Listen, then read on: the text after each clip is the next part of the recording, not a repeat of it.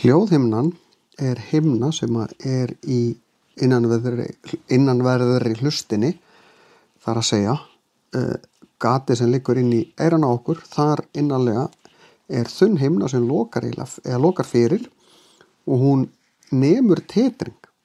Því að hljóð er ekkert annað en titringur í loftinu og titringurinn leiðist þannig inn.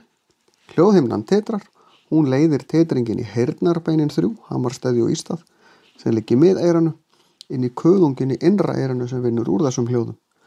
Þið getið kíkt á myndbandum innra eyrað til þess að læra hvernig það virkar.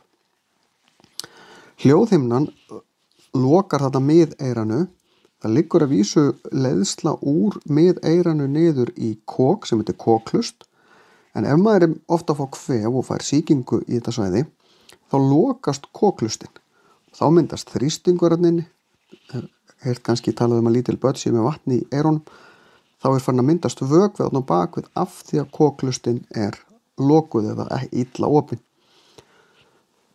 Þá eru stundum sett rör í eyrun.